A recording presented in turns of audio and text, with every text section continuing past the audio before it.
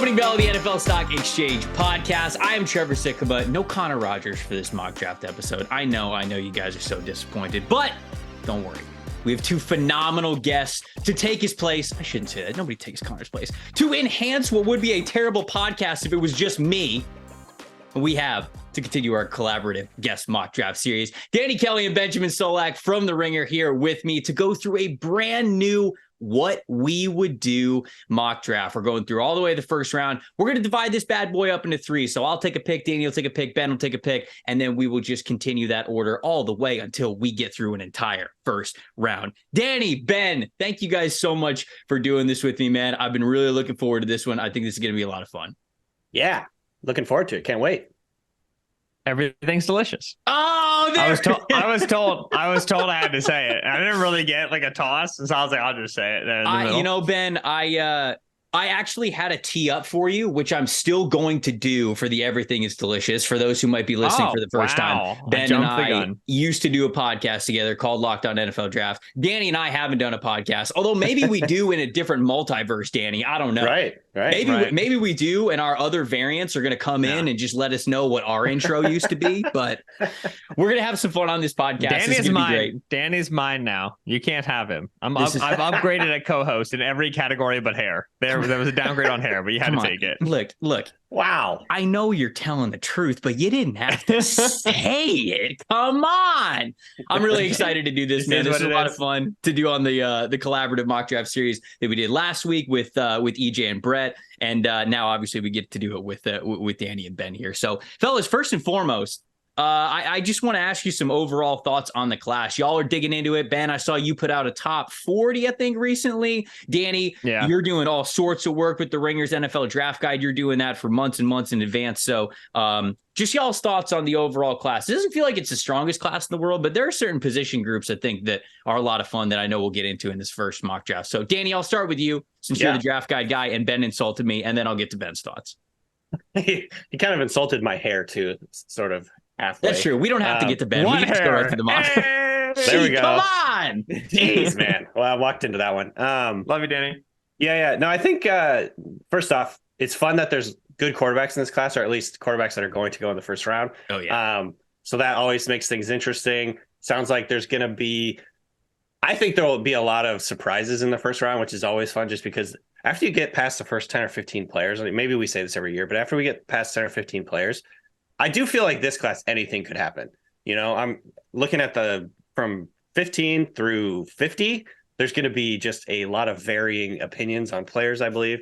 And so I think this year, more than usual, there's going to be some pretty wild and crazy stuff happening in the first round. So I'm really looking forward to that. So that's kind of like my big picture thing. It's just like anything could happen in this first round.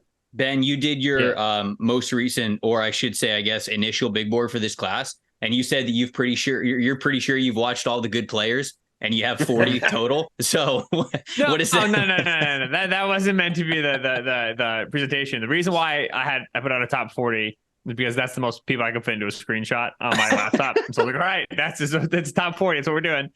I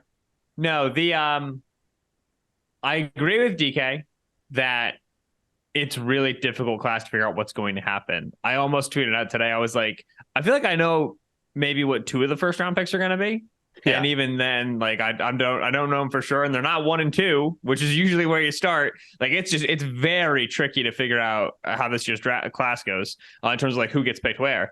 The same thing is true just with the class before you start talking about picks. Like it's just like I know who my wide receiver 1 is, but I'm not sure I'm totally sold on it. I know like where I've ranked the corner class. I'm not sure I'm totally sold on that. Like, it's a weird class, not a lot of blue chippers, and so it's a lot of what measurables do you like? What flavors do you like? What roles do you have? It's a tough one to slog through. Yeah, no, I know Mike Renner, also from PFF, obviously. He's said that there's 3 blue chippers in this class. It's Will Anderson. I mean, he said this before the Jalen Carter off the field stuff happened, but it was Will Anderson, it was Jalen Carter, and it was Bijan Robinson. He said like those were the That's 3. What I got, yeah. Right, and you know that the first 2 could very well be in the top 5 for their talent. But then you go, okay, there's only one other blue chip talent. It's Bijan Robinson. Wait, it's a running back. Right. Where do you take him in this draft? And so I think that that's going to be an ultimate wild card. I'm very curious to where he goes here in our first round mock draft. Just so I make sure that I say this, if you love these guys' analysis, which I know that you absolutely will, go check it out. TheRinger.com. What did you say it was? NFL Draft? NFLdraft.theringer.com. Okay, I nailed it. That's where you can find all their NFL draft stuff. And if you like the podcast format, if you like the soothing sound of both of these gentlemen's voices, you can hear it on the Ringer NFL Draft Show, basically anywhere you get your podcast. So I wanted to make sure that I said that off the top because I'm also going to say it at the end. But I know some of you out there, once you start to hit the outro, you leave the podcast. And that's, I just got to say, first and foremost, it's not cool. How dare you? Yeah. How dare you? First and foremost, 7 minutes into the recording. I'm gonna keep saying first and foremost. That's a great bit. Like, all right, pick 18. First and foremost. Okay. I got to keep it going now. So we divided this up before the show started. We actually, planned the show since Connor's not here. And Ben's going to have the first pick. So he's going to kick us off here. Danny's going to have the second pick. I'm going to pick third. So then what we'll do is it's not a snake draft. It'll just repeat after that. So Ben gets 4, Danny gets 5, I get 6. We're not going to bring up the fact that I struggled to do math with adding 3 to 5 before we hit record. We're not going to bring that up, Ben. So I will let the draft start as of right now. You guys can follow along at home if you want to using PFF's Mock Draft Simulator. Ben, that means that you are on the clock. But before you choose my friend and before you get into your discussion here, I want to remind you both that trades are available even for the teams in which you are controlling yourself. So you could do a trade with yourself, or if you find another spot where you want to negotiate with one of us live on the podcast, you can absolutely do that. So Ben, you're up right now. Before you make your selection or before you get into it, I am bound by blood via a John Wick marker to ask you, my friend, how are you doing? Everything's delicious. I thought you were going to ask me if I wanted to trade. And I was like, no, I just got this pick, man. I've sent DJ Moore for it. No, that was the setup to everything is delicious that I thought in my head. So where are we going here, my Trevor friend? and Danny? Yeah. I got the Panthers on the board here at 1. What does the whiteboard say behind me, fellas? It says Anthony Richardson, no matter what. I don't think the Panthers do this, but I control the Panthers. I'm taking Richardson off the board at 1. Wow. Love it. Freaking love it. Dig into it, my friend. Let's hear why. Yeah. If I'm running a team, so first and foremost, we'll start with this. Yes. If I'm running a team, first and foremost, I would like to let somebody else take Bryce Young. I think Bryce is awesome. I love his film. I think he has every chance to be a really, really good pro. I don't want to put my eggs in the 5'10", 204-pound basket. I would just like to go a different route. Again, like it's just I don't want to play outliers. I want to play the middle of the road. I want to swing where I have the highest percentages. So I don't want to take Bryce. So if it's CJ, Richardson, and Levis, I really like CJ Stroud. He grades out the highest of the quarterbacks for me, just like off the film alone. Mm-hmm. But the ceiling on Stroud's low. He's just not that high. He doesn't have that high of a ceiling because of a lack of mobility. And he's got good arm talent in terms of accuracy, but he doesn't have like elite arm talent in terms of pushing the ball down the field. So I'm operating somewhere in the Dak Prescott, Jared Goff spectrum of quarterbacks. And with Richardson, I'm operating on a different world of spectrums. I'm operating on a different planet in terms of the physical ability. And so if I have control of the draft, I'm swinging for the fences, right? If I connect on CJ Stroud, I have the third best quarterback in the NFC. If I connect on Anthony Richardson, I have the third best quarterback in the league. I feels like I got to go that way, right? And so for the high ceiling, I like Anthony Richardson. Danny, I'm curious what your thoughts are on Ben's analysis there, the choice to go Richardson at 1, and then obviously just ushering that into you being up at the Houston Texans at number 2. Yeah, so I think it's such an interesting question in terms of like with so many young established superstar quarterbacks right now, the idea of swinging for the fences versus kind of going the safer route when we're talking Richardson versus Bryce Young or CJ Stroud. I think it's so interesting, and it's especially interesting for AFC teams because with the majority of these young quarterbacks in the AFC, Josh Allen, Patrick Mahomes, Lamar Jackson, Burrow, for now, Herbert, right? Who knows where he'll end up? But right. I think it's such an interesting question because, like, even if you get like Ben was saying, like a pretty good quarterback, is that going to be enough to push you over the top? Maybe 1 year, like you can, all the chips, everything will sort of fall in place and you'll have like a really elite year. But going for, the alien quarterback who can do everything and totally change the complexion of your team, I think makes a lot of sense. So I was actually going to pick Anthony Richardson for the Texans, but then I got sniped. Yeah, nice try, brother. Yeah. So screw you. And then now I face the same question. Like, what do I do here? Because, are we going to take a guy who has a slightly lower ceiling than, Richardson in terms of his overall skill set, but could still be a good player for you? I'm going to go with CJ Stroud. There is a question here, which I think is another fascinating one, is CJ Stroud is rep by David Mulugeta, who also reps Deshaun Watson, obviously. Yeah. And so there's like maybe potentially some bad blood there between him and the team. Can you never do business with a guy like this again? Probably not. That's not like realistic, but would that sort of would that make the Texans decide to go a different route here? Who knows? From everything that you're hearing, it sounds like they really like Bryce Young, but I would say, just like, to be totally honest, over the last couple of months, as I've dug into this class, I've been a little bit spooked by the size thing. I think at the beginning of the process, I was like, oh, it's fine. He's so good. He's so talented. He can read the field so well. He has such good field vision. Can, process so quickly that none of this is going to matter. But then as we get closer and like the actual, chips go down, I think I would be a little bit spooked by taking a guy who's that small, like outlier small. So if I'm making this pick, I'm taking CJ Stroud right here. And I actually ended up moving him to my QB1 spot this last update, just slightly above Bryce Young, even though I love Bryce Young's game. Like, just the frame thing does actually worry me a little bit. And so that's where I am right now. Yeah, I think that because we just did our quarterback rankings here on the show, and I agree with Ben. After a film watch, CJ Stroud had the highest film grade of any of these quarterbacks for me. But then, of course, like, you take in athletic ability and some intangibles and obviously some projections, some ceiling, and you kind of have a different order on the big board. I have Bryce Young as my QB1. I had CJ Stroud as my QB2, and I had Anthony Richardson as my QB3.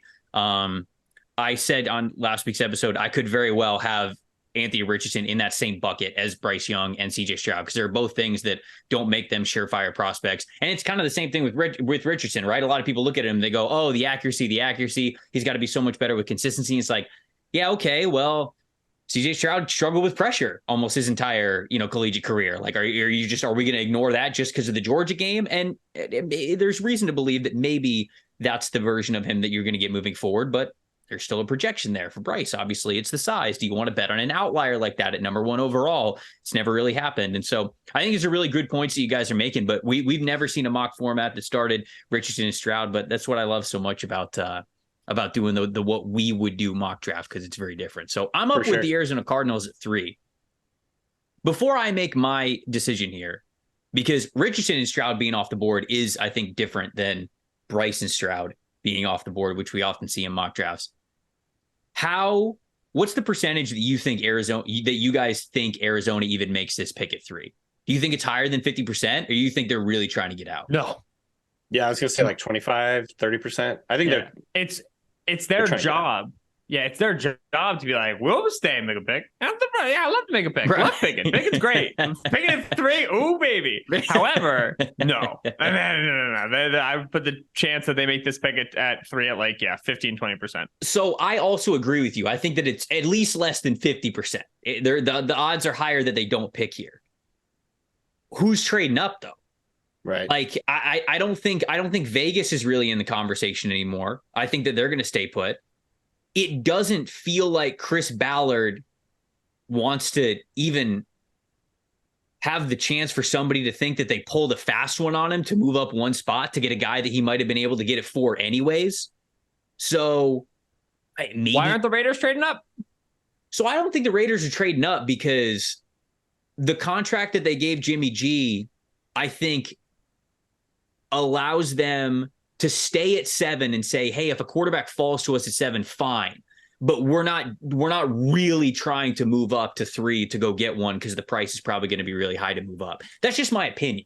That's what I think. Do you not agree with that?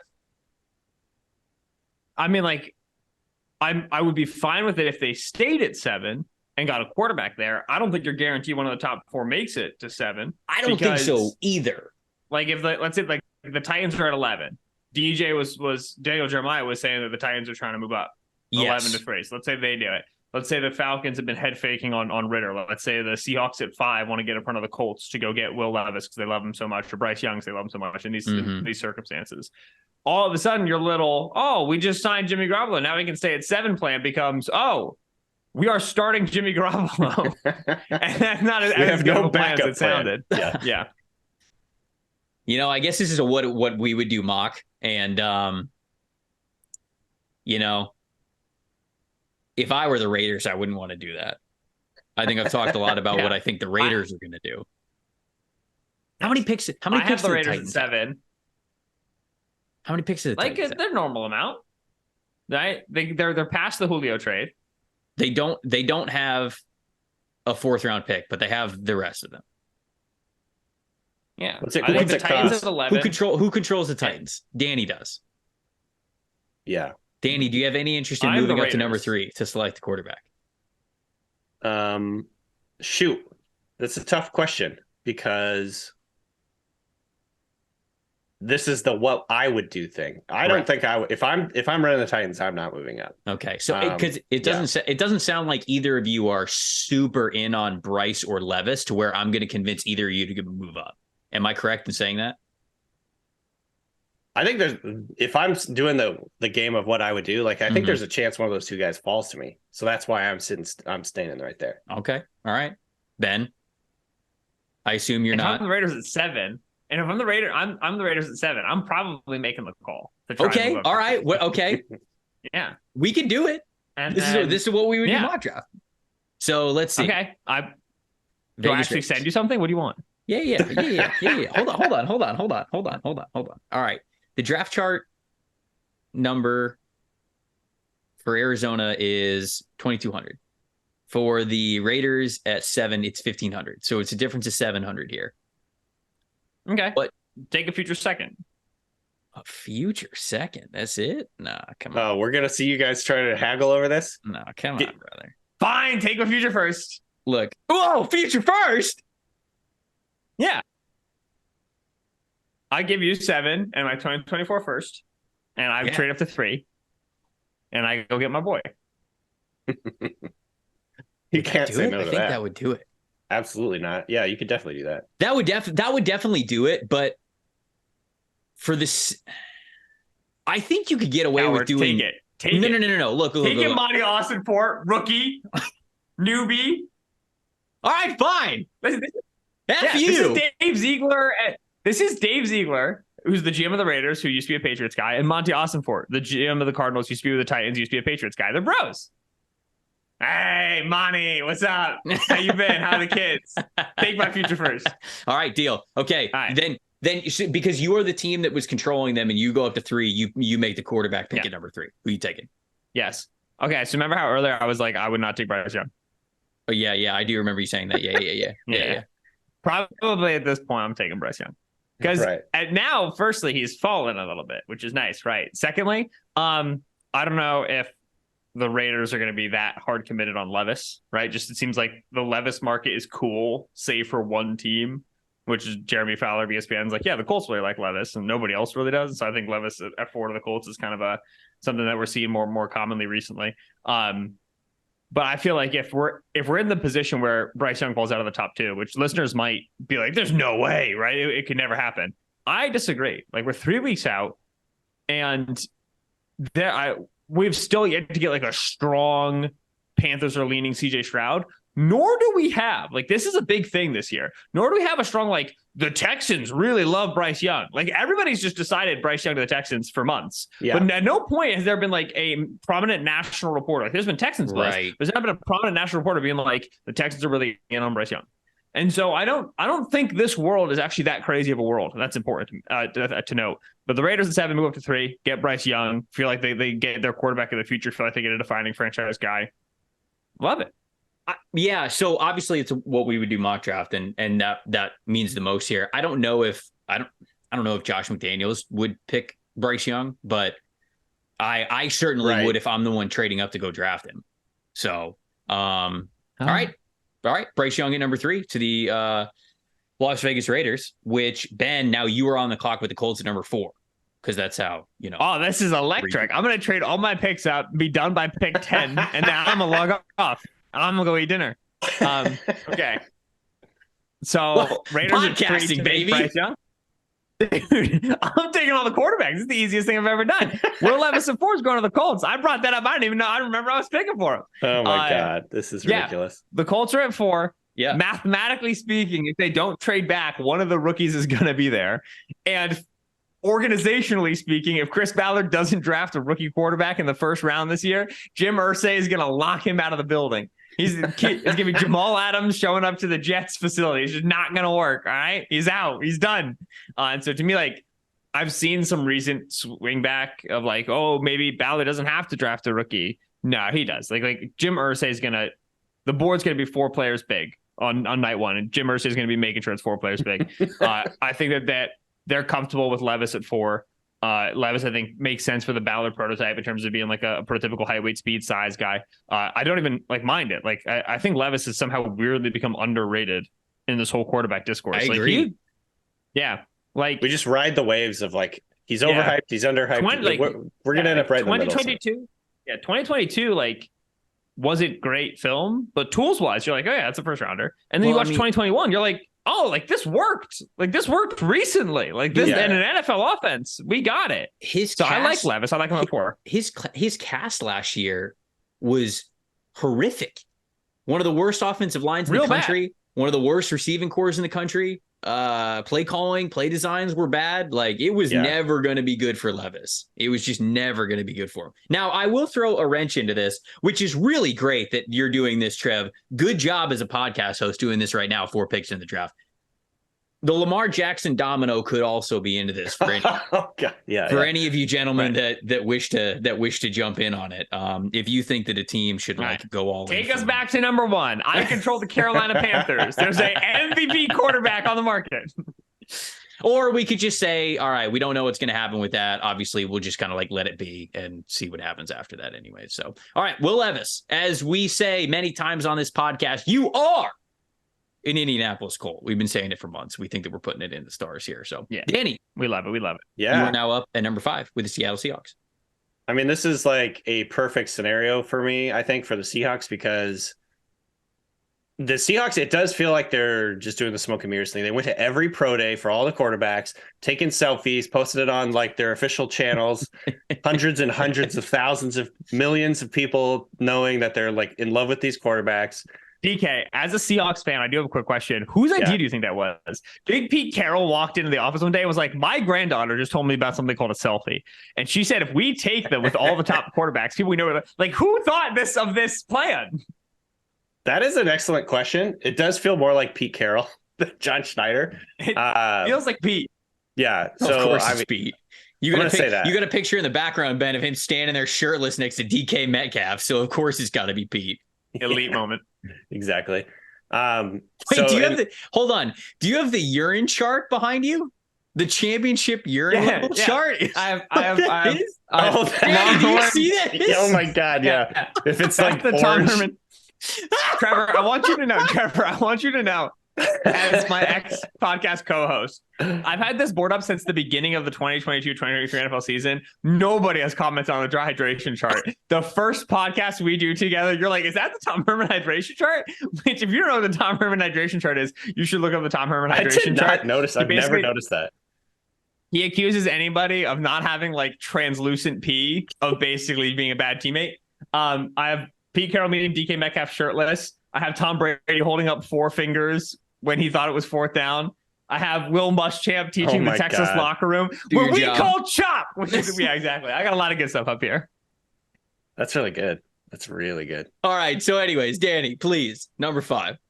So with all the Pete Carroll shenanigans in mind, I think they don't want a quarterback, or at least they want to advertise that they could be willing to move back. However, with 4 guys off the board here, the fact that Will Anderson is still there has just got to be amazing for the Seahawks. This is the type of player that is like perfect for them. So I'm sprinting to the podium picking Will Anderson and feeling great about it. I mean, just like you said, it feels like the dream.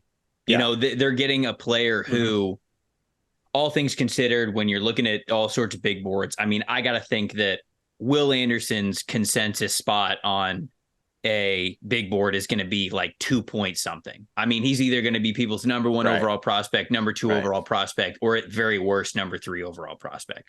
And the fact that that's the case, that he plays a premium position and he plays the position that the Seahawks are looking to upgrade the most, it just feels like it's all there. For them to get that kind of a player at number 5, it's got to be a steal. I'm up with the Detroit Lions now at number 6. And I'm going to go back to back here because Ben traded with number 7. So I also have Cardinals. Elite. Look, this is the tough question, right? What do you do with Jalen Carter? And we say all the time that the toughest part of our job is the fact that the biggest swing factor, the biggest X factor to evaluating prospects is who they are as people, right? What makes them tick between the ears when the helmet comes off or whatever it is. You know, the work ethic, the off the field, the everything that goes into it. Jalen Carter, there are barely any question marks at all whatsoever when you turn on the film. This guy's an unbelievable player. He was my number 1 overall player when the season ended on my big board. And the thing is which organizations are going to think that they're going to get the best version of that player for an entire career? I don't know the answers to that, but I do know that he is an absolute freak of a prospect in the best way when it comes to between the whistle. So for the Lions, he's the perfect prospect that they need. He enhances their defense a ton, and he could be an absolute home run for them. So I'm going to take Jalen Carter at 6. So I'm going to do that. What do y'all think? Do y'all think that he gets out of the top 10? No. The over under on him right now, I want to say, is like 6.5, 7.5. So we're about right where people think. Yeah. I mean, the most important thing with the Jalen Carter situation is this. We were all together in Indianapolis in March in the combine when he left.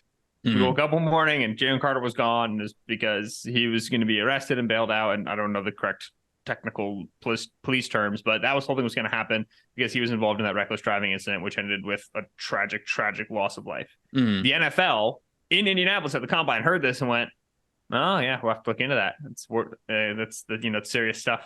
And then like 2 weeks later, he showed up to his pro day 9 pounds heavier, and the NFL was like, whoa, wait, what? Which just shows you how the NFL thinks about and cares about these things, right? Like it's a sad reality of the NFL draft, but off-field stuff, like the NFL is gonna take a lot of water over the bow to draft a really talented player. That's just the reality of this draft and how teams view players. Yeah, no, we Connor and I obviously talked a little bit about that last time that we were going through the mock draft. It felt, I don't know, it felt very strange. And I wish, I said this last week, but I wish if Jalen really wasn't ready to perform at Pro Day, whether it was mentally, whether it was fatigue wise, whether it was body type, what training, whatever, if because of what he went through at the combine and the weeks that followed didn't allow him to be 100% when Georgia's Pro Day rolled around, I wish somebody would have told him like, hey man, like you don't have to work out.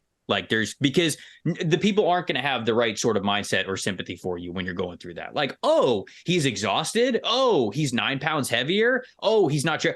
I wonder why. Probably because he went through 2 weeks ago and has been dealing with that. Not only the practical things that he's had to deal with, but also like the mental stress of it probably all getting to him. So a ton of things that need to work out. Anyways, on the field, Jalen Carter's an absolute animal. If you get that player at number 6, it's a steal. Cardinals now on the clock at 7, gain an extra first round pick out of it, I will say.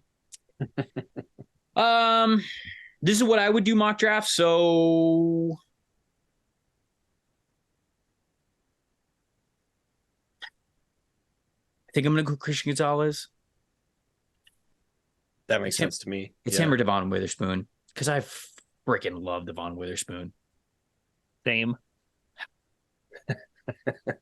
You know what? I'm going to stay true. I'm going to be me. You got to be me. Wow. You know, my second grade teacher said, you know, you got to be you.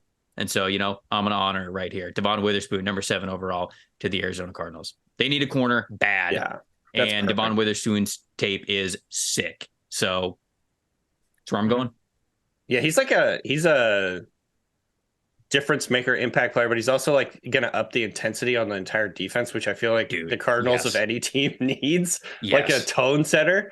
The biggest problem with this pick, whether it's Christian Gonzalez, whether it's Devon Witherspoon, or honestly, no matter who it is you put that player on this Cardinals roster and you go, cool, it's still bad. Like this, like the team gets no better just because of this one player. The team's only going to get better if you continue to pick 3, 4, 5 good players, and then things might change. This Cardinals roster, especially if they trade DeAndre Hopkins, like it's bad. Yeah, it's this really team bad. stinks. Yeah.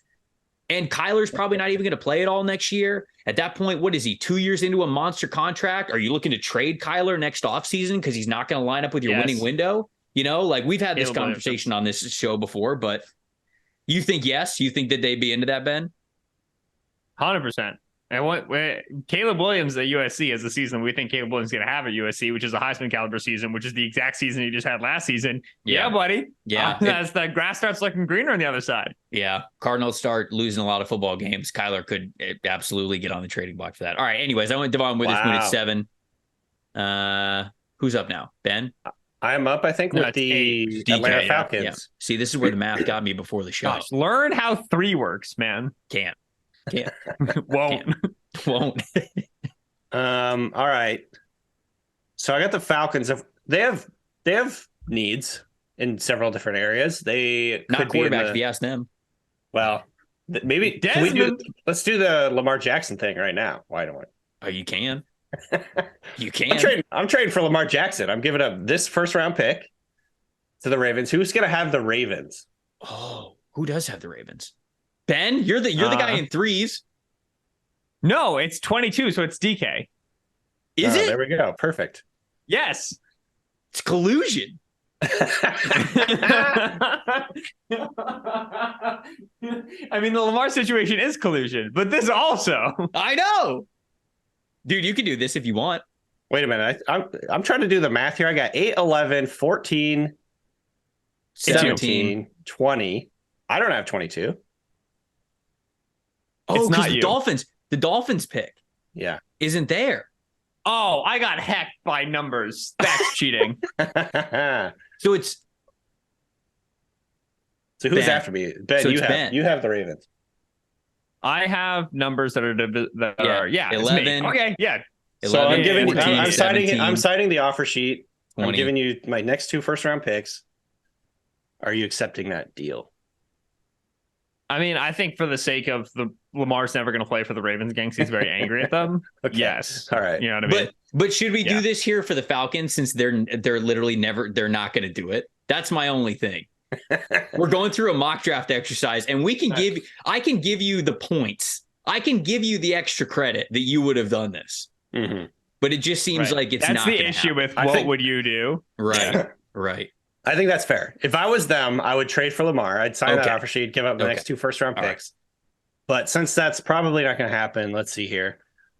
I mean, this is good because it's going to break Falcons fans' hearts. Like if I were in charge, we'd be trading for Lamar, we'd be loading up, we'd be winning the NFC South. But because Trevor won't let me do that, Peter Skoronski. Yeah.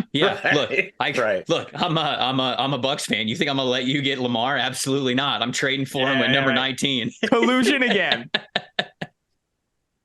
So I'm waffling between 2 players here. Okay. I think I'm going to go with Christian Gonzalez, the corner, even though maybe that's not like their top need. Great pick. I just think he's so good, incredible athlete, great length, just knows how to use leverage, knows how to leverage the sideline, good-ish ball skills. Obviously, he didn't really do a lot until his last season, but I don't know. I think his upside is just incredible. So I'm giving him Christian Gonzalez, even though that might not be like their top need on paper. I just think it's good for them. Ben, I think you said good pick. I think corner 2 is such a huge need for the Falcons, and the fact that it doesn't get discussed drives me crazy. Ryan Nielsen, who's their new DC, came from the Saints, where like every year was Marshawn Lattimore and let's figure out who we can get good over here. Paulson Adebo, Alontae Taylor. They had like those 6 games of Ken Crawley that one time, right? Like they want to play a ton of man coverage, and right now they're not equipped to do that on the outside, opposite of AJ Terrell. And then offensively, like, they need, more better wide receivers and like, they can improve quarterback. Listen, Arthur Smith has been making offenses work for not as long as I can remember, last like 5-6 years. But the one he made work, the one he made work last year, man. First and foremost, with Tyler Algier and with Olamide Zaccheaus and whatever, like Arthur Smith is so good at raising the floor of an offense. And so to me, like I don't need to be spending my first round pick there. I would so much rather go Christian Gonzalez, play opposite AJ Terrell. We're gonna play man coverage on 85% of the snaps. I don't have to do prep for the rest of the week. Just man up. We don't have to learn zone. Like I love the pick. I do too. No, we mock corner. God, when you say it like that, it sounds like you're making fun of it. No, but we project corner a lot to the Falcons because I agree pairing Terrell with somebody who can stand on their own on the outside is a deadly combo. And the more we talk about offenses trying to get as many pass catchers on the field as possible, you have to talk about the other side of the coin where its defenses are now required to have a lot of guys on the field who can really cover. It's not just, we've got one shutdown corner, we're good to go, the rest of them will figure it out. There's too many good receivers on every team. So Bears up at number 9. Obviously they traded back from number 1 with the Carolina Panthers. I'm going to go with the pick that I've been gravitating towards a lot. Not sure it happens, but I think that'd be a perfect pairing. I'm going to go with Paris Johnson Jr. here.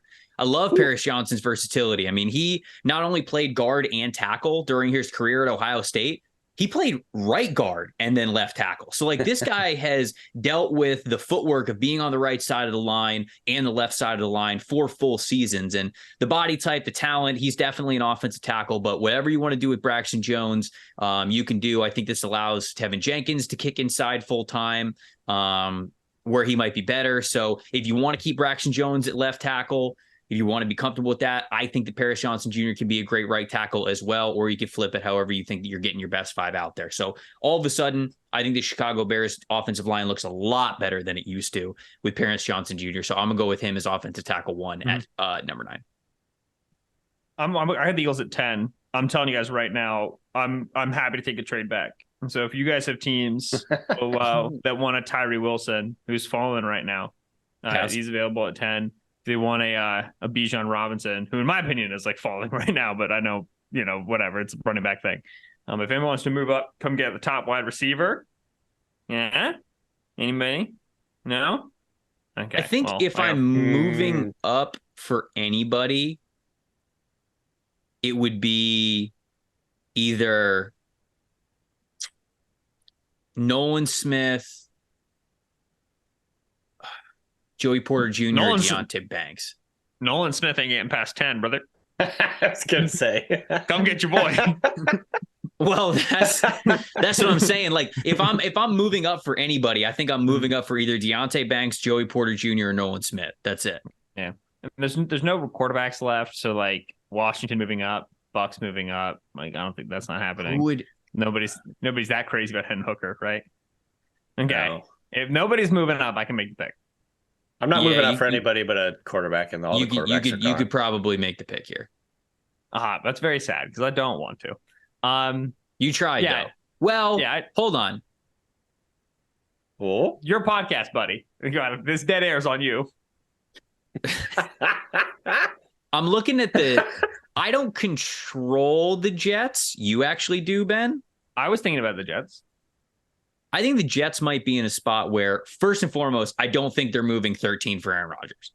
I do not think it's happening. I agree. So at that point, you're getting Rodgers for something that's not 13.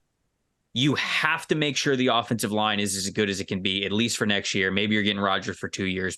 I don't know, probably not.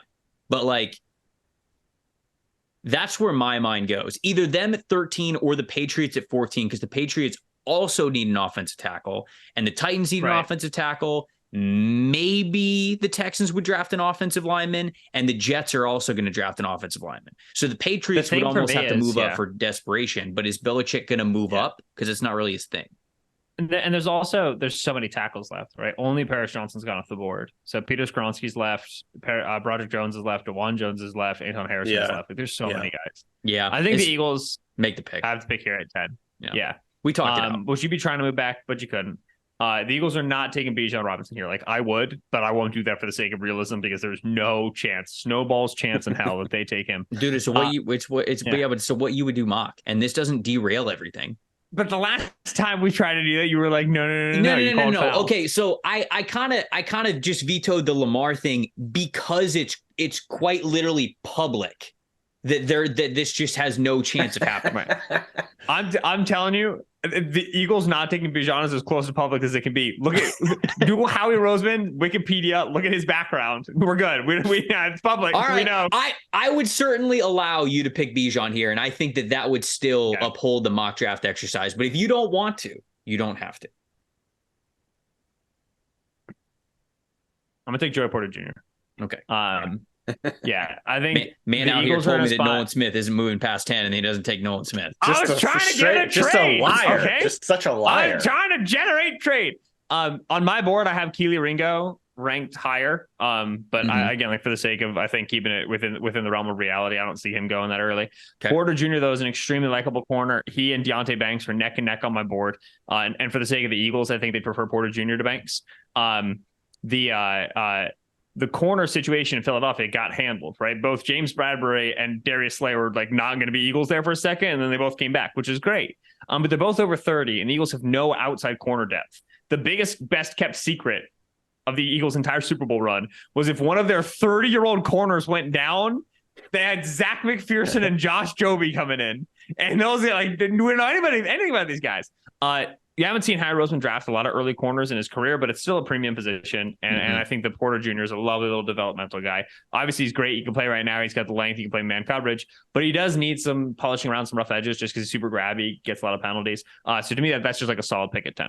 All right. So we're going Joey Porter Jr. for the Eagles at number 10. A lot of good discourse there. Danny, you are up now with the Titans at 11. All right. So Titans. Here's how I'm thinking about this. I'm trying not to be the next GM that gets fired because Mike Vrabel has a power struggle.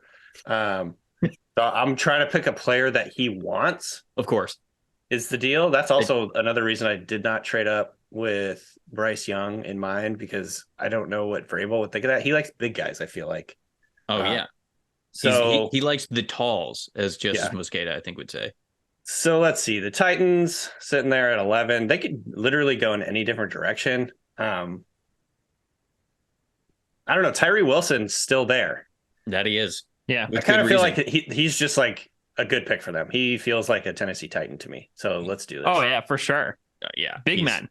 You're right. He's absolutely. You know that Mike Vrabel was holding the pads from at the pro day, felt the thump. I mean, he didn't work out at the pro day, but in this world, felt the thump when, yeah, buddy, we're good. Yeah. He's got some versatility. You know, he's a big physical dude, huge wingspan. Trenches. I don't think there's any problem with this. I don't know. I just like that for him. I think he would really like that kind of guy. I like that kind of player. The Titans have needs across the board. I was thinking about giving him a receiver, thinking about giving him offensive line. But if Wilson's still there at 11, I think they would be stoked with that pick. Yeah, I think that certainly if Tyree Wilson makes it to 11, he's probably their guy. I can't really imagine a draft board in which they would have somebody ranked higher. Maybe Paris Johnson Jr., maybe Broderick Jones, but those are basically the only two guys. Because I'm like Jalen Carter getting to 11. I mean, that's a different story. Oh my gosh, Jalen Carter next to Jeffrey Simmons would be healthy. But yeah, Will Anderson obviously not making it down that far. So this is a solid pick, not just from a talent perspective, but also because I agree with you. I think that they would love Tyree Wilson. So that puts me on the clock with the Houston Texans. Danny so kindly got me my franchise quarterback at number 2 with CJ Stroud.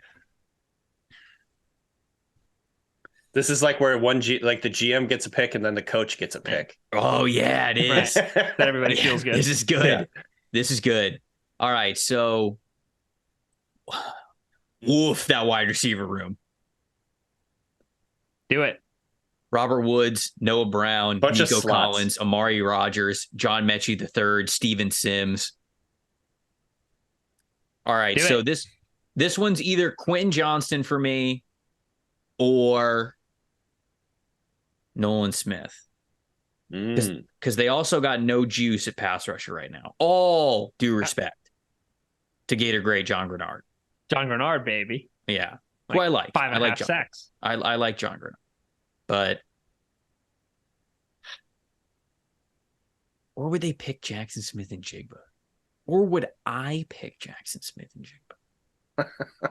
Pair him back with CJ Stroud. Let's do it, folks. Yeah, that's a brilliant. I forgot about that. Do That's it. sick. That's sick. I was thinking Quentin Johnston until then. I was like, all right, yeah. I know. I thought of it late too. CJ Stroud, because this will up the confidence a little bit. Then he's got the security blanket right there. We're talking 1,900 yards in his first season. Pay attention, Ben, for the prop bets going into the year. 1,900? You heard me. You heard me. Sir! He's going to Calvin Johnson as a rookie? We're going to forget Calvin Johnson's name after this next season, Ben. Who? Ben's face. Oh my God, that was classic. Did you say yards? Is this like the metric system? Is this kilometers? When he said it, my head went, this guy can't add 3 to numbers. There's no way he knows what 1,900 means. Oh, that was good. I've also done a podcast with Ben long enough to know that I'll say shit and he will already be on to the next thing. And he will I got the Jets in 13. I'm checking depth charts. I'm looking at multi-year summary on Spot Track, bro. This is podcasting. It's good to be back. That puts you up at number 13. 1,900. The New York Jets. I'm on my multi-year summary. Okay. The Jets have Dwayne Brown in the building, who they gave a massive contract to, and they have void years on it. They have Elijah Vera Tucker, who can play tackle on the outside. They have Mekhi Becton, who is an early draft pick, who looks great. Instagram photos are popping. Quality of play and health remains a question. They have Max Mitchell, who they drafted last year. They have a lot of guys at tackle, but still question marks because you have aging player, early drafted player who's been up and down so far. You have tackle who's been way better at guard, not way better, but he's been like an all-pro, Pro Bowl level talent at guard. To me, this seems like a Peter Skoronski team if he makes it down to 13. The measurables might be tough for Douglas. The arm length might just take Skoronski off the board. But for me, I'm looking at a player who could be a really, really high-level guard in the same way that Elijah Vera Tucker could be a really high-level guard. But has the ability to play outside of tackle, which means if I have to endure, again, what I endured last year, which was inconsistency of the position, carousel of injuries. Well, I have a guy who I know, all right, in camp, I might bring him in, stick him at left guard. All right, you're going to fight with Laken Tomlinson for this job. You're going to play right guard, whatever. I might be trying to play him on the interior, but I know if I have to play him at tackle, he was a really, really good college tackle. So it a little bit doesn't fully solve the problem. It just kind of introduces a new option to it, and you really have to trust your offensive coaching staff to handle it. But the versatility of Skoronski, I think, is really valuable in a team where right now there's a lot of we think he will be this. We think Dwayne Brown's going to be good for the next couple of years. We think Max Mitchell could be a starter for us, but there's not a lot of certainty. So Skoronski at right tackle, I think, is probably where I want to start. I'm very tempted to take Darnell Wright and just plug and chug at right tackle, but I feel like there's enough uncertainty that Skoronski is a safer pick. Yeah, Skoronski's just got such a high floor and such a good player.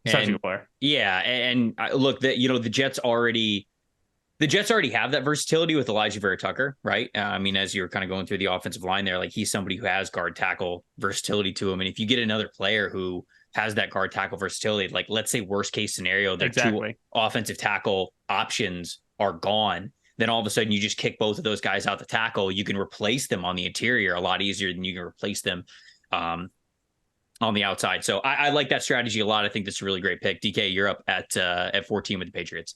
Picking for the Patriots is always just a conundrum. I feel like it is indeed. I think they could still use a tackle, getting a little bit old on the offensive line there.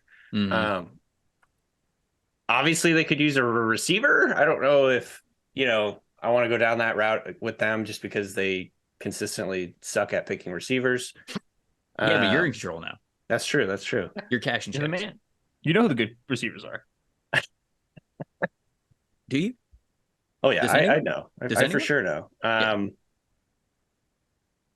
I probably would have picked Skoronski if he was still there, but got sniped again. Yeah. Get sniped. Got John Wick. All right, I'm gonna give them a receiver here, just because I think going into the season, Devontae Parker, Kendrick Bourne. They got last year's second rounder Tyquan Thornton, Juju Smith-Schuster. I think they need a little bit of help at that spot in particular. I think it's going to help Mac Jones. If I'm the coach there, I want to get more help from Mac Jones. And I'm going to go with Zay Flowers at this spot. Boston College doesn't have to go very far. Mm-hmm. I don't know Moving for sure. costs. This is Belichick. Look, we brought that up on last week's podcast. The moving costs, very small. Right? You hire like the 2 college hunks moving or whatever the company's called. Right. You throw it all in the back of a truck. Get them on down here. But I like this. He gives them a little juice. I think he can play both inside and on the outside. He played primarily on the outside. He plays bigger than he is. I don't know. I just want to get help from Mac Jones. If this offense is going to get back on track, we're going to see Mac Jones be anything close to what he looked like as a rookie, like the promising upward trajectory that he showed back then. I think that makes a lot of sense. So that's what I'm going to go with here. Right, just get him another playmaker that he can throw the football to. I love the Zay Jones fit with Bill O'Brien. Like I love his fit with the Patriots Jones, as well. Zay Flowers leaving the Jaguars. Zay Flowers in that Patriot system. I really do think that we're talking about like at least 1,950 receiving yards from Zay Flowers. I will not react. Don't react to bullies. It's what they want. That puts me up with the Packers at number 15. All right, I'm assuming the Aaron Rodgers is gone. That's a good assumption. Yeah. Christian Watson, Romeo Doubs. Dubs. Depending on, whether you're in the Eastern Hemisphere, Western Hemisphere, Dubs or Dobbs. Marcedes Lewis is the only tight end. Excuse you. Josiah DeGuara is there. Just like Bearcats. Is he a tight end or like an H-back? Yeah. Wait, Mercedes Lewis is gone, isn't he? Oh, right. He's not even fullback. It's just Josiah DeGuara. Him and Tyler Davis hanging out. Oh, man. This is why fans are so pissed at mock drafters for putting a tight end at that spot every single mock draft. For the Packers? Yeah. It's just I don't really know. I don't know where else they'd go. Yeah. Well, is there a Georgia defender that they can pick here? Either Ringo. I don't know. I guess. Nolan. Oh, yeah. Nolan's here. That actually makes a lot of sense. Oh, Nolan kind of does make sense. Because they like their edges. Is Preston 30 or 31? He's 30. Yeah. They like their edges to be way bigger, though. I know. That's true. No, like the power guys. If they were going to pick one, it'd be Van Ness. That actually makes a lot of sense. That makes a lot of sense. It makes a lot of sense. I hate it. I wouldn't do it. I think Van Ness is getting overvalued in this class, but. Did you guys like Gary? Rashawn Gary coming out? He was a traitsy fella. Yeah, I didn't love him. Same. Obviously, I thought the ceiling was super high, but I didn't know if he'd reach it. He's obviously sick now. He's definitely hitting the ceiling, but I think he's kind of got some Van Ness-esqueness. Van Ness-esque. He's Van Ness-esque. He's Van Ness-esque. All right, I'm going with Darnell Washington. There we go. Damn it. That's a really fun one. Big fella. Yeah, we're going Darnell Washington. Love Darnell Washington. Listeners of the podcast know my thoughts. 6th offensive lineman when you get him in line and you're asking him to block, and he is way too athletic to be that big. And obviously with him playing behind Brock Bowers, look, I don't think it's as much of people saying, if you put Darnell Washington on any other team in the country, he'd be 1,000-yard receiver. I don't think that. I don't think that he has that quite that type of a receiver profile to him. But I do think that he get utilized more, certainly in an offense where he's not competing with Brock Bowers for tight end targets. So I still think he can be a really useful wide receiver. Certainly, if you're emphasizing a lot of his reps and a lot of his practice, a lot of his improvement in the red zone, that'll give you enough benefit anyways. We talked about the lack of tight ends on the roster. So Darnell Washington, 15 overall to the Packers. So Ben, you're up with the Washington Commanders. All right, Washington Commanders. Starting left tackle, Charles Leno. Indeed. 31 years old. Starting guard, Andrew Norwell, 31 years old. Starting center, Chase Roulier. I think he's late 20s. right? He was Josh Allen center 29. at Wyoming. He's 29. He's still fine. Yeah. 29, right. Andrew Wiley, big contract to play tackle from the Chiefs. Want to guess how old Andrew Wiley is? I just looked. Well, I look it up. It's 28. I would have guessed, I would have guessed 27. I would have guessed older. He'll turn 29. He'll turn 29 before the season starts. Yeah. So there you go. All right. This is really tricky because to me, like, this is such a clear Broderick Jones, Darnell Wright, send it home pick. Oh, yeah. Like, I don't want to be trusting Andrew Wiley and Nick Gates, who's their big free agent addition at guard, to be like the guys solving the line. But they picked him. They got him in free agency. So I'm not sure they're going to feel like they need to make this pick along the line. Mm-hmm. Otherwise, they could go. They don't need corner. They don't need wide receiver. They do need corner. St. Just Fuller? But yeah, I mean, All right. If anybody they need a nickel, I don't think I've mocked corners to them in the past. I think Banks is a starter if you draft I him. love Banks. Banks is so good. I know he is. No, I think low moving costs if you do that. That's true, dude. Low moving cost. This is the low moving cost draft. Yeah. No, I think I'm taking Broderick Jones, the tackle from from Georgia here at 16. I think he can play tackle. I think he can replace Leno at left tackle as Leno gets older. I think he can compete with Wiley for the starting right tackle job, which, like, again, like, I understand they gave Wiley that money. I just can't fully get my head around that. And Broderick Jones is not the sort of like 6'6", 305-pound build that like only works at tackle. You can probably play him at guard. He is like a thicker, squattier guy. If you feel like you need to get him on the field while your tackle situation's handled, I just think that they need continued help on the offensive line. I don't think they can be committed to Leno, Norwell, Gates, and Andrew Wiley. Like, that just to me is like a terrifying, like Sam Cosmi. Like, it's such a scary, worrisome group in terms of the fragility of it all. So I'm taking Broderick Jones. I'm staying in the trenches. I'm being safe. All right, there we go. Bro Derek Jones to the Washington Commanders at number 16. DK, you're up with the Steelers at 17. All right. So my first thought, my mind goes to tackle here, just to try and help out Kenny Pickett a little bit. Steelers fans tell me that the motto this offseason is build the picket fence to improve the offensive line in front of them. I like that. I like that. I can dig it. There's a number of tackles still available. DeJuan Jones is out there. He kind of feels Steelery just because he's a massive, massive fella. I'm going to go with Darnell Wright from Tennessee. Yeah. Yes. Yeah. Who I like this. I think just fits like the personality of the Steelers. You know, he's kind of a brawler, kind of a bruiser. Really good, really, really good in the run game. I think that will help them a lot. And he could be like a plug and play right tackle for them. So I'm going with Darnell Wright. All right, that puts me up with the Lions at 18. I had the Lions at 6. I gave them Jalen Carter. Good day in the office, man. Right. Could this be where Bijan goes? Bijan. No, because they spent all that money on David Montgomery.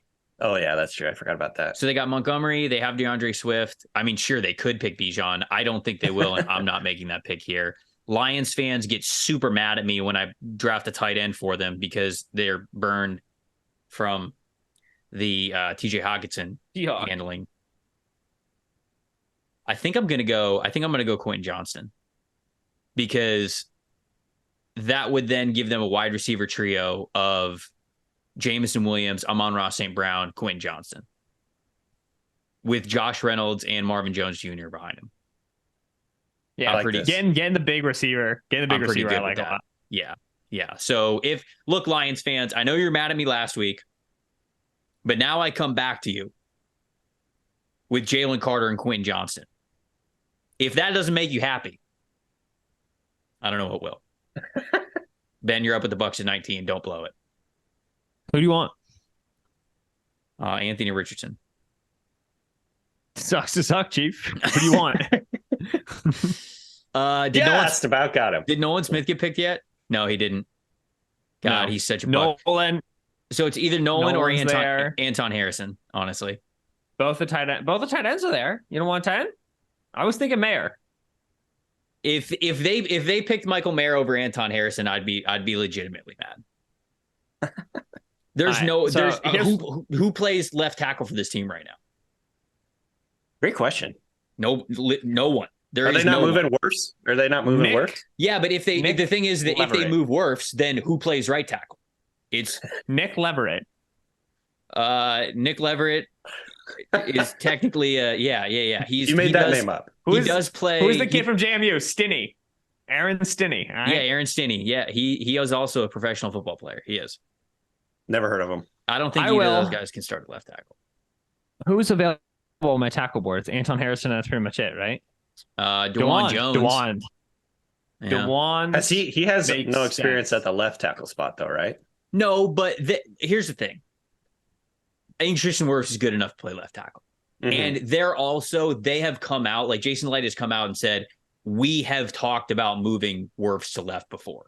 So it's not a massive out of the question thing, even though he hasn't done it before. I kind of like Wirfs at left and Dewan Jones at right. Here's why I'm taking Dewan Jones, and I'll tell you why. Because Jones needs a year and the Bucs need a year. And so we got a good situation here. The whole goal in Tampa, right, is going to be, like get into 2024 season with some money, with some picks. Like I was thinking about like offering trade backs if anybody want trade backs, and with some young guys developing up. And Dewan Jones is that dude who like, I really liked Jones when I first watched him because like the traits are really, really, really high end. Like this is like a 90th, 95th percentile guy. But the more I watched him, the more I was like, like there's just, he's got to figure out how to play his frame a little bit more. He probably has to settle on a play weight that's a little bit lighter, to be honest. And that is something that takes time. And so I like Dewan Jones to the Bucs because I like the Bucs as a team to spend the year recouping and recuperating from the Brady era, and I think Jones would really benefit from that. Taking a gap year, going to Australia. Yeah, doing some traveling, just hanging out in France, rejuvenating, sitting on the steps of the soccer cur. Nah, dude, Baker Mayfield. What are you talking about? Oh yeah, my bad. If Kyle Trask starts in week 1, I have to wear all denim. Wait, what? Is this a you and Steven bet? No, it's me and Shield bet. I'm making a lot of bets on podcasts. I know you do. You got to make a list. Let's keep this list public. So you're going to wear a Canadian tuxedo. Yeah, so I don't own any jeans because I hate denim. And so I told Shield if Kyle Trask starts in week 1, then I'll wear all denim. So you're going to be fine. Big Baker Mayfield fan. Yeah, you're going to be fine. Danny, I did not do the math quickly enough to realize that you picked twice for the Seahawks. This is incredible series of events. Yes. I have the pick of the litter here. There's so many guys that I really want for the Seahawks. I know who I'd be taking here. And you got Will Anderson in hand because you picked him at 5. Never mind. I was going to take Nolan Smith. I forgot that he was the Seahawks pick. That's good podcasting. I honestly wouldn't put it past the Seahawks to take 2 edges right here. Like, they'd basically just be saying F you to Arnold Ebiketie, right? Or no, Boye Mafe. They took Mafe, not Ebiketie. Yeah, and he didn't really do place a long distance phone call to say F you to Arnold Ebiketie. They just pick up the phone, tell him F you, and then hang up the phone. This is like put Arnold on the phone. The one that got away. He's like, they're like drunk dialing him because they, honestly, like I almost accidentally did that, Ben, and took Nolan Smith after I took Will Anderson. I still think it's like actually reasonable that they would do that. Yeah. I don't know. Here's the deal. Here's why I think it would be fine. The Seahawks, the year that they won the Super Bowl back in 2013, they had like an incredible rotation on the defensive line. They went out and signed Cliff Averill. They got Michael Bennett. They had a couple other guys that they like rotate in and out. And having that depth and that like pass rush potential is so crucial. Obviously, Ben, from Philly, like it's such a big, important thing. And the Seahawks, more than anything, need to improve on the defensive line. Is it realistic that they'll take 2 edge players? Maybe not, but I'm taking Nolan Smith. I think he's the perfect Seahawk too. Like extremely explosive, like one of the most explosive edge rushers ever. He's a little bit undersized, but that's fine for the Seahawks, I believe. And just like in terms of character, leadership, grit, want to, I think he fits that perfectly. So it is maybe a little bit weird to take Will Anderson and Nolan Smith, considering they play kind of like a similar role on the defense. But I think Anderson could play like the strong side and be fine, or they could just rotate and be fine. Like they'll figure out ways to get these 2 guys on the field. You put Will Anderson inside the tackle, put Uchenna Nwosu on his side, and put Nolan Smith as a weak side rusher. You got a stew going, baby. I mean, It's like the new you are going NASCAR. to give up runs to the interior. Same way, but still. I mean, it'd be Yeah. sick. It would be sick to see. So Nwosu and Jarrell Taylor both are in the last years of their contract. I just looked it up. So Yeah. Well, Darrell Taylor, like, sure, but I mean, like, he's still a scheduled starter, right? I mean, I can't just totally write it off. I think it's within the realm of possibility. Yeah. For everybody watching on YouTube, you can see Ben's reaction to that. I missed it. What's your reaction? I just made a little stank face and just nah. Move along. Keep it moving. All right, that puts me up with the Miami Dolphins. Just kidding. They tried to steal Tom Brady away from Tampa so they don't get a first round pick. That's what you get. Got him. That's what you get. Harsh. Got him. The Los Angeles Chargers up at number 21. This is very often a Zay Flowers spot. Zay Flowers is off the board. This is also a potential Quentin Johnson spot. Quentin Johnson off the board.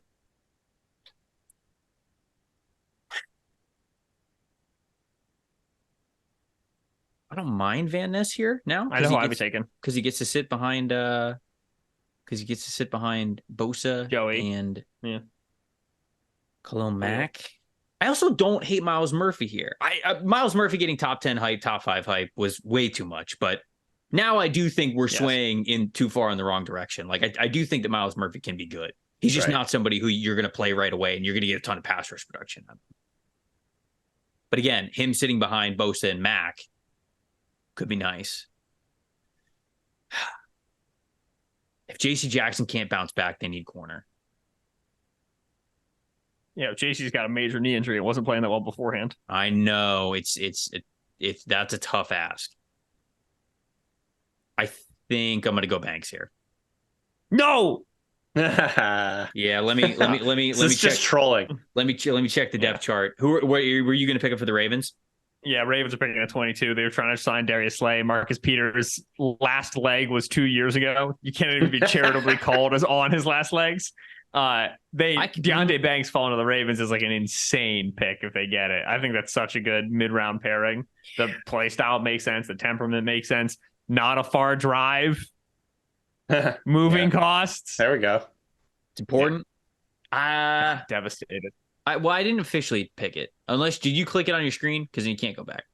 No, I didn't click it on my screen. I'm good. I made that mistake when you picked Devon Witherspoon instead of Christian Gonzalez, and then I had to adjust it. I could also pick Dalton Kincaid here, which I wouldn't hate. Yeah, you could, and you should. Ooh, that's a fun one. Because then he could basically be a receiver for you, right? Also, if you lose Gerald Everett after next year, you're good to go. You're cool. You're chilling. You're big chilling. Yeah. I still think they'd pick Banks. You can take them. I have generated a backup plan. Shit, I'd take Banks. Yeah, I'm gonna take Banks. It's what you would do, Mock. I'm taking Deontay Banks. Good football player. Great football player. I love Banks so much. I almost took him at 10 for the Eagles instead of Joey Porter Jr. He lasts another 11 picks. It's crazy. One of the best coverage players in this draft. In my estimation. And like well-rounded, great athleticism, like beautiful, great, strong profile. I love him to death. 22 Ravens. Again, like I'd be happy with Keely Ringo here. I like Cam Smith, the corner out of South Carolina. I would take him here. Like there's corners that I think, again, like me running the team that I would take and like I'd be fine with. I just don't think we're going to see that happen at this stage. Besides that, like they've been floating around wide receivers. They have to get a better receiver corner out. They have Todd Monken in the building, and like now they care about throwing the football again. And I think when you look at that depth chart, Nelson Aguilar, excuse me, look at that depth chart, Nelson Aguilar, Rashad Bateman, Devin Duvernay. Right now, you're just not in a place where I think you have the star power that's necessary. I could see this team being a Jordan Addison team. And I think that this range is probably where we started talking about Addison. Honestly, I think they really would like a Zay Flowers, but Zay's already off the board. Right. So to me, for the sake of reinvigorating the offense, either in the late Lamar era or because they have a new quarterback coming in and this receiver room has just been so neglected for a few years, I'm happy to force in take Addison. the Ravens tend to like really high measurable players, not Jordan. No. But that's the nature of this receiver class is if you want high measurable players, you can wait till round 4, Tiger, because they ain't anybody. You know what I'm saying? Like, it is not a big class. So I think they swallow the pill, take the Biletnikoff Award winner outside of the top 20. Damn it. Such a tough one there. All right, so Addison goes off the board at 22. You talking about some different prospects got me kind of excited because as we kind of get to the end of the second round or the first round here, as it is a what you would do mock draft. We saw this last week when we were doing it with Brett and EJ. We get a lot of players who this is where we really get to see if you guys are higher on a lot of these other prospects and other people if you sneak them in here. So Jordan Addison going 22 to the Baltimore Ravens. DK, you were up at 23 with the Vikings. I think this is a Miles Murphy spot. Okay. This is, I think to me, it's coming down to Van Ness versus Murphy. Frick. And I clicked it again. I clicked it. I forgot I shouldn't click it. It's all right. As long as you mentally remember. Yeah. Yeah. But I think, I'm with you guys in terms of Murphy. I think his get off, his first step is really, really quick, explosive. He has the frame. He's like the prototypical frame. He just didn't finish as much. It kind of just left you wanting a little bit more in terms of like his full pass rush package. But I think he's got the potential to really develop. And to me, he just feels like this is a good spot to draft a player like him in the later part of the first round, develop him. He's going to be a good part of that rotation. I think with that front office edge premium position, it makes a lot of sense. Yeah. So yeah, I'm going with Miles Murphy. I think Van Ness could be an option here too, but yeah. I would say that. I'd say like bigger defensive linemen, I think could definitely be on the board for them because I don't think that Miles Murphy is going to play nose for you, but I think Miles Murphy is big enough in their 3-4 to be able to play either defensive end spot. And then I also think that you can use him as a stand-up linebacker every now and then if you're really trying to switch things up. I know they still have Za'Darius. They obviously have Danielle Hunter. They signed Marcus Davenport. But again, like if you throw a Miles Murphy into this group, this is all of a sudden a really nice and deep rotation that they have amongst a lot of different spots. So ton of versatility there with Miles Murphy. And like you said, this would be an environment where you don't have to rely on him to be like a major pass rusher for you in year one. And you can kind of figure it out as you get some contract flexibility. So that puts me up with the Jacksonville Jags at number 24. This one's extremely easy for me. Brian Branch, one of my favorite football players in this class. And they need upgrade at nickel corner. So Brian Branch, sold by the Andrew Wingard, Rashawn Jenkins safety room, not doing it for you. This is Andre Cisco slander, and I won't stand for it. Oh, Andre, that is true. I Urban Meyered. I'm sorry. But yeah, I think that Brian Branch, he's the other team. Oh yeah. Who? Cisco? I think he took snaps today. Did he took more snaps in this game, right? Yeah. Cisco, is he a college kid? What are you talking about? Oh, he's on our team. I don't know this man. How do you, Urban asked the reporter, well, how'd he look? You tell me. So, I'm going to take Brian Branch here. He can do everything for you. He can play a little bit of safety. He's primarily going to be a nickel defender, but he's so smart, so savvy. One of the most reliable tacklers that we have in this defensive back group. I mean, I think the guy missed 3 tackles in like 3 years that we have in our database. So pretty wild. Anyways, Brian Branch, he's a perfect pick here at number 24. You don't get many players that, as DK said, at number 5 with Will Anderson and the Seahawks, that you could run it in, like sprint it in.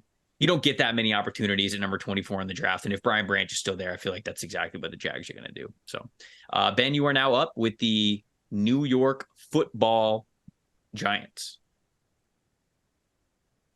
As we are in go get your guys territory, I am thrilled by this opportunity to go get my guy, Drew Sanders, linebacker at Arkansas. I love this kid.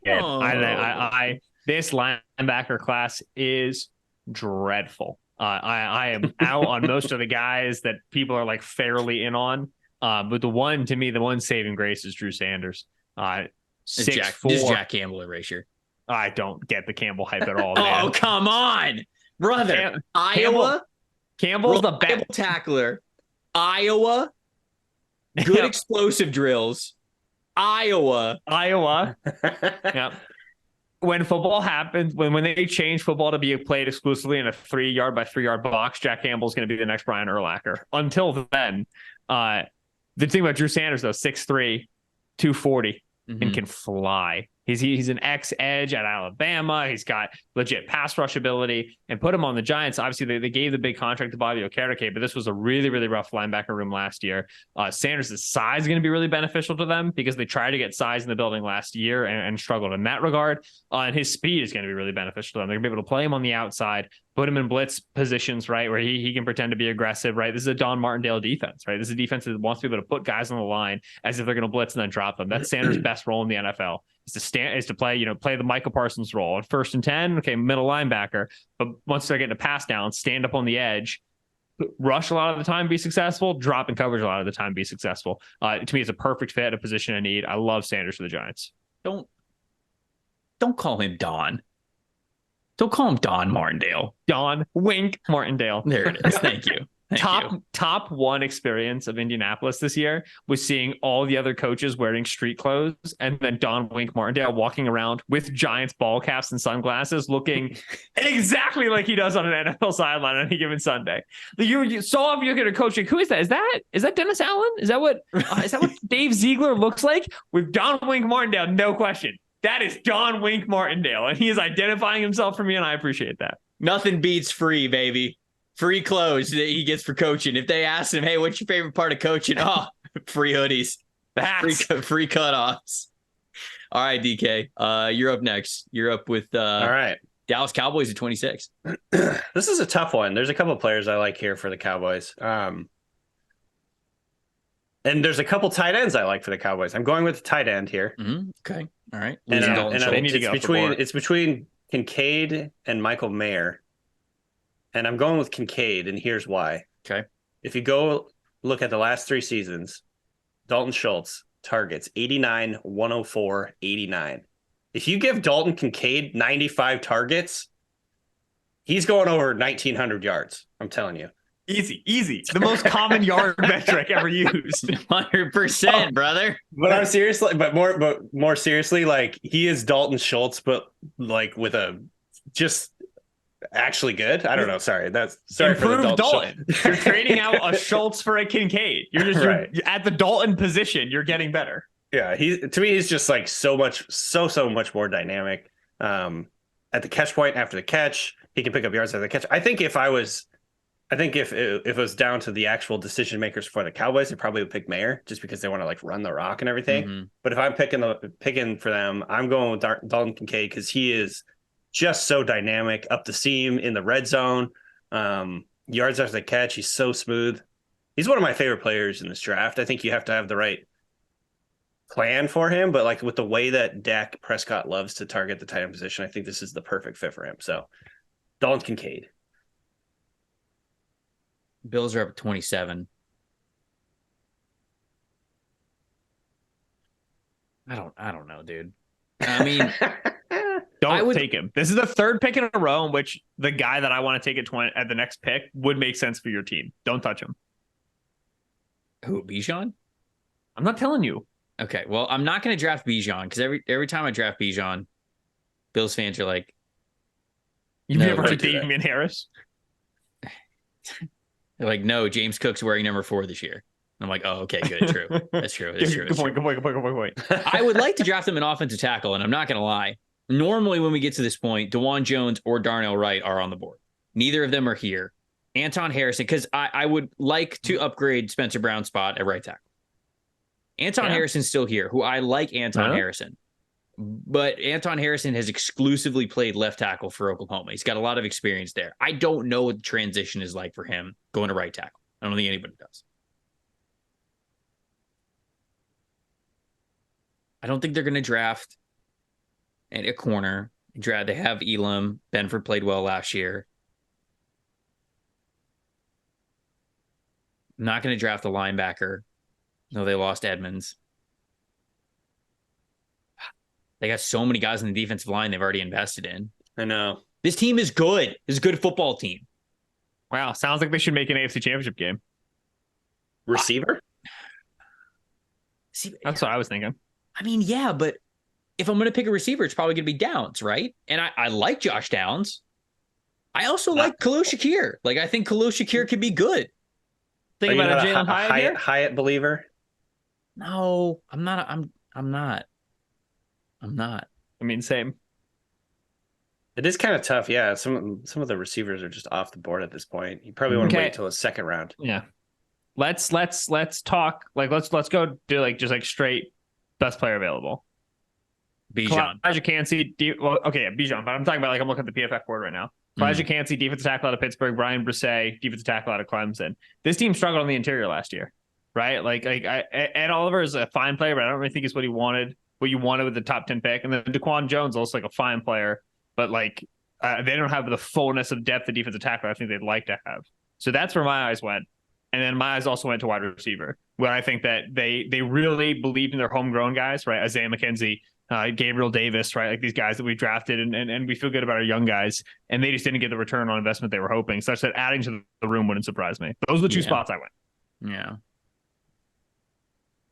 I don't think you could, in my opinion, you can, if you draft Elijah Cansey, he can only play the reps that you were going to give Ed Oliver. He can't play next to Ed. I agree. Right. So there's no compliment there. You are simply saying we're trying to move on from Ed Oliver at that point. And I don't think they're there. And I don't think I'd be there, if I'm going to be honest, even though I like Cansey. What about, do we think anybody would trade up into the back part of the first round who might want Bijan? Because he's still there. Interesting idea. Or a left tackle. Like, do we have the Steelers taking a tackle? We did. Okay, they took Darnell, right? All right. The Seahawks are sitting there at 37. They could be a team that would trade into the first round for Bijan Robinson. You think? The Bengals are offering a trade from 28 to 27. Okay. There we go. You may move back one pick. Maybe. Hold on. I'm looking at the second round here. He's like, you're tricking me. Does Carolina go all the F in? All the way the F in? They gave a 4-year deal to Miles Sanders. Oh, yeah, they did. I forgot. I forgot they gave the deal. They gave him like a lot of money. Arizona wouldn't do it. Just man up and take Brian Brisset so I can take Bijan Robinson to the Bengals. All right, I think I'm going to take. How do you guys feel about Osiris Torrance? That's where my head is. That was actually going to be a guy throughout. You get beefy. You get beefy. I like that. I like that. Now we're cooking with gas here. Yeah. All right, I'm going to go Torrance at 27. I think that's a great pick. Yeah. You're getting beefier up the middle. Allows you to run power a little bit more. Dude's an absolute earth mover. If you want to start stealing what the Eagles are doing, not stealing what the Eagles such a good prospect. If you want to start running a lot more QB power, a lot more QB sneaks, that's a massive man to be able to follow along that line. So I'll just go Osiris Torrance here. Yeah. All right, Ben, pick 28 for the Cincinnati Bengals. Yeah. So a little shroud of mystery. Who could Ben be taking? Listen, I'll tell you right now. I don't think Bijan's making it out of like the 10s, let alone to 28. Mm-hmm. And I think if he were in the 10s, I think teams would be calling to try to trade up to go get him. Like, I understand how we all feel about running back value, but this kid's incredible. He's awesome. The Bengals have not frustrated Joe Mixon, but Joe Mixon who didn't necessarily have the season they were hoping, and Samaje Perine had some nice moments, and Joe Mixon's got a big figure coming up in 2023, and there were talks that maybe they could cut him, but then lo and behold, Perine signs away with the Broncos. And now when you look at the cap situation for Cincinnati, I mean, they have Joe Mixon, who's got 1 year left on his deal, 2023, and then his fifth-year option for 2024, which is $13 million. They have Travion Williams, 1 year left on his deal, and Chris Evans, 2 years left on his deal. They have very little talent at running back, and Mixon was not good down the stretch last year. This team just brought Orlando Brown into the building after improving the offensive line a lot and saved their offense during the 2022 season by improving their running game. I can say with great certainty, heartbreaking to fantasy owners, heartbreaking to nerds, I can say with great certainty that the Bengals understand that to get over the hump, they have to get better at running the football. Not that they're going to become a 60% early down run team, just that they know it's what they have to do. Mm-hmm. This team will absolutely 100% unequivocally go and get Bijan Robinson if he's falling. And now here at 28, I just get to take him. I have no doubt in my mind they would make this pick. I have no doubt in my mind that I should make this pick. It is a huge massive tectonic addition to a team that is trying to get over the Chiefs hump in the AFC. Bijan Robinson could legitimately be the difference in a conference championship game against the Chiefs. Which, like, it's not like the Bengals have had issues being the Chiefs. I get that. But I'm saying it's a very competitive division, and they're adding a star talent on the offense. This would be one of my favorite picks of the first round. You know, Dang. I think everybody says the same thing. They believe Bijan Robinson's getting picked in the top 15, at the very least the top 20, but nobody knows where, you know, like nobody knows exactly where it's going to be. They just believe that somebody's going to pull the trigger on him because he is that talented. And I would agree. I'm one of those people that says that. But here we are, mock draft exercises, whether it's what we think is going to happen mock draft or what we would do mock draft, and Bijan always seems to make it to the 20s. Maybe that's just because we're programmed to think that at this point, but the dude's unbelievably talented no matter what. So Bijan going off the board with the Cincinnati Bengals at 28. I think certainly it makes them objectively a better football team. DK, you're up now at 29 with the New Orleans Saints. All right. Excuse me. I'm going to go. Mm-hmm. There's two guys I got in my mind here. The Saints lost a handful of their defensive linemen. Mm-hmm. They like big fellas on the defensive line. They like big pass rushers. They do, generally speaking. So Keon White and Lucas Van Ness are both sitting here. Yeah, Keon those make White. A lot of sense. Yeah. Oh, man. Damn, Keon White feels like a saint. So I know, doesn't he? They both do, honestly. He does. I'm gonna go with Keon White. Okay. I don't know why. I just feel like exactly what you just said. He just feels like a saint to me. He does. Big, strong, twitchy. You know what I mean? Like, I think this makes a ton of sense for them. They need to, restock the shelves at the defensive line. Just makes a lot of sense. I do like Lucas Van Ness for them right there too, but for whatever reason, I think I leaned Keon White. Eagles are up at 30. This is me now. Ben took Joey Porter Jr. for them at 10. Ben, glad you can't see staring me in the face. Would they ever pick him? No, too small. Get bigger, kid. Get in the weight room, son. Can't do much about those long, short arms either. Yeah. Like, can you stretch them? Yeah, I would say at this point, like, defensive tackle makes sense, and if they're willing to swing on undersized guys if they have ludicrous production. See Pumphrey, Donnell, Avonte Maddox, who came out of Pittsburgh, right? Like, guys who are really, really good on the box score, they'll take the risk. It's usually not round one. But like, I don't think they take Kancey. I'd be surprised, but at this stage, I wouldn't say it's impossible. No. Kancey, 7 sacks in 2021, 7.5 in 2022, 13.5 tackles for loss 2021, 14.5 in 2022. Yeah, good pressure numbers. Yeah. I'm taking Kancey. Kancey. I mean, like, I would guess that here, like, Kancey, Brian Bresee, and then Mozzie Smith out of Michigan, like, they'd be looking at the defensive tackle group here at 30 and liking what they see. So it could be Kancey, it could be a different name, but the position makes sense. What about Adetomiwa Adebawore? I mean, like, as the a Eagles, 3-tech? Yeah. Correct. Yeah. Yeah. So the Eagles like athletes, but they're not like athlete pilled, right? Like, the guy actually has to do something on the field once or twice for them to be like, okay, cool. And I just I don't see the film on him that, like, for me, it gets me over the moon. I don't think he's going to be a first round player. The other thing it like makes the Kancey pick tricky, but it's the same thing with Adebawore, is we don't really know what Sean Desai is going to do with his defensive tackles. But if they're going to run like the Fangio stuff, they need a 4-eye, a guy who plays on the inside shoulder of the tackle. And, like, that's not really Kancey because he's not long. No, it's probably yeah, exactly. And, like, they didn't really have that guy last year, so, like, they could also honestly still be like a Lucas Van Ness team and then, like, play him as an under tackle or play him inside the tackle the same way they might with Adebawore. So there's that aspect of it to it. There's that aspect to it.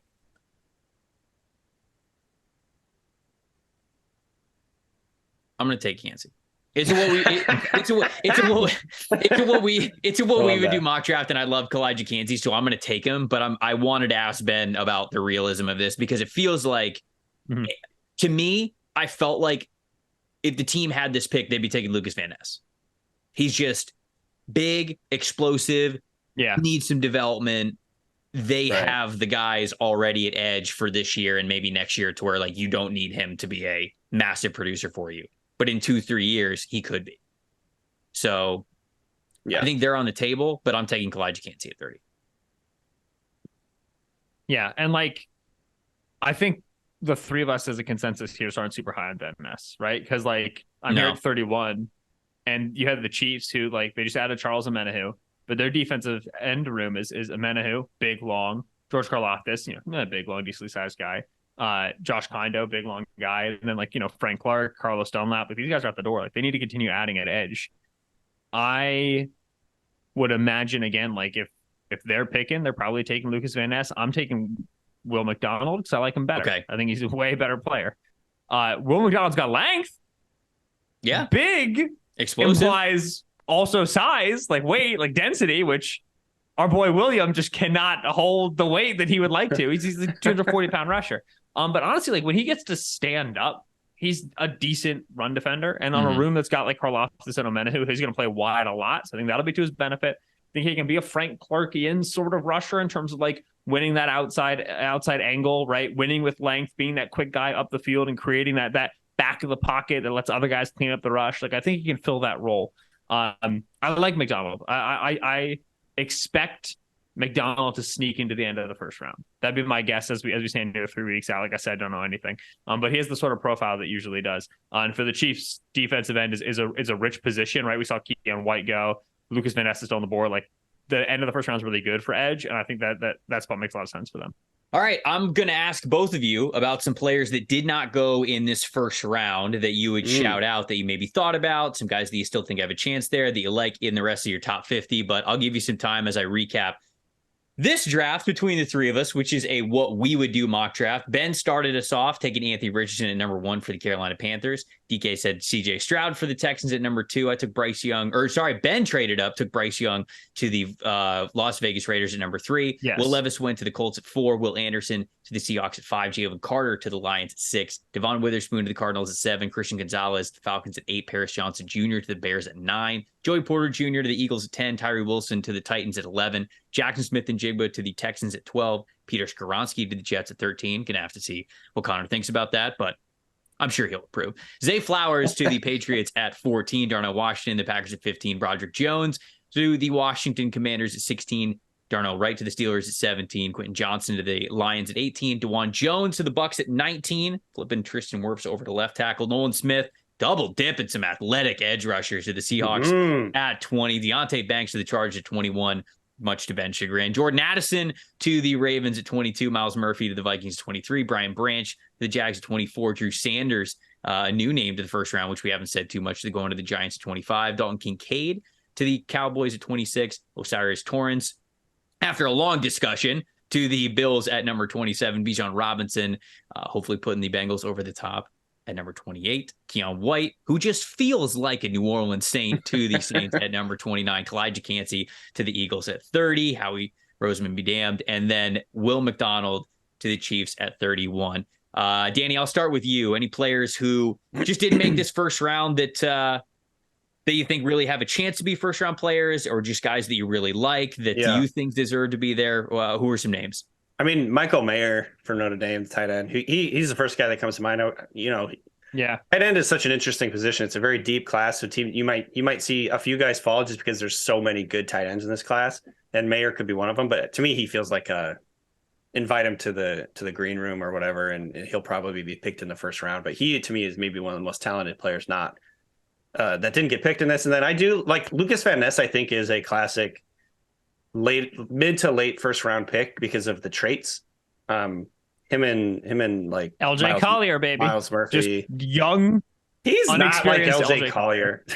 I love to bring up LJ Collier to DK just to trigger him. God, LJ Collier. He couldn't even get on the field. He literally couldn't get active on game days. Just like a Lucas Van Ness couldn't start for the Hawkeyes. That's a great point, DK. But yes, I think Lucas Van Ness, just traits wise, he's probably gonna be a first rounder. Right. And then Brian Bresee from Clemson, probably going to be a first round pick. And I think, he's disruptive enough. He can penetrate in the defensive line. I think there's a spot for him on a defensive line rotation right away. So yeah, those are the three guys that stood out to me. Ben, what about you? Yeah, on like my personal board, which I was like peeking at, but like kind of, whatever, sticking with what Clark Phillips, the corner out of Utah, and Cam Smith, the corner out of South Carolina. Two people to me that are plug and chug starters. I think they're such good. The film is awesome. There's measurables questions, testing questions with both, but I think that they can play around it. Maybe not going to be elite corner ones in the NFL, but they're starting to caliber players. I wouldn't be surprised to see a late run on corners. Think the Noah Igbenogany year, 2021, 2020, whatever year that was. We've seen corners go more and more frequently early in the first round, and they sneak in the back in round one. I think we could see that with guys like Phillips and Smith. The other dude, I have Josh Downs decently high on my board. I have him right around where I have Addison. Obviously took Addison early. Downs didn't make it in. I could see that. And then the last guy is Jahmyr Gibbs, the running back out of Alabama, who like Bijan makes it to 28. Ain't no way Jahmyr Gibbs is going round one. I think Bijan's going a lot earlier. And I think Gibbs has the sort of profile that warrants a late first round investment. So those are the dudes I have ranked quite early that we didn't see go off the board. There we go. All right, folks, let us know what you guys thought of this mock draft. Let us know what you thought of our thoughts, as well as some guys that you would have loved to see at certain spots. If you're watching this on YouTube, the best way to get in the conversation is, of course, in the YouTube comments. So subscribe to the channel while you're there, like the video, all those YouTube buzzwords. So make sure that you're subscribed and everything so you guys know that you don't miss an episode. Let us know. We love to get in on discussion. I'm reading all the comments and responding to all the comments that I can. Mock drafts are obviously the most fun way to get your thoughts out on what you think that your team should do, or if you were intrigued about one of the moves that we made here on this mock draft, you could let us know. You can also hit us up on Twitter. I'm at Tampa Bay Trey. At Danny B. Kelly is where you can find Danny, and then at Benjamin Solak is where you can find Ben. Are y'all on Instagram? Are y'all big on Instagram? Should we push to Instagram, or is it just the Twitter for you guys? I mean, I'm on there. Instagram? Yeah. Oh, yeah. Ben does not have Instagram. Danny does have Instagram. Yeah. You can find Danny. What's your handle on Instagram? Danny B. Kelly. That's where I am. So that's who I am everywhere. So cross brand. You love to see that kind of consistency from the social channels. Ben doesn't have Instagram because Ben's already a 55-year-old man who's living in a 25-year-old man's body. I wish this laptop was a piece of wood. That's the best quote from the whole show. I wish this laptop was a piece of wood. Follow these guys' incredible work over at The Ringer. NFLdraft.theringer.com. I got that right? First and foremost, yes. NFLdraft.theringer.com. Yeah. .theringer.com. Also, of course, listen to their podcast, The NFL Draft Show, which you guys can find, The Ringer NFL Draft Show, which you guys can find anywhere you listen to your podcast. They do a fantastic job covering the draft, giving you some great thoughts, obviously, like you heard on this podcast, but also they have a lot of fun doing it. Ben, Danny, this was so much fun. Appreciate you guys taking the time. Thanks, guys. Appreciate it.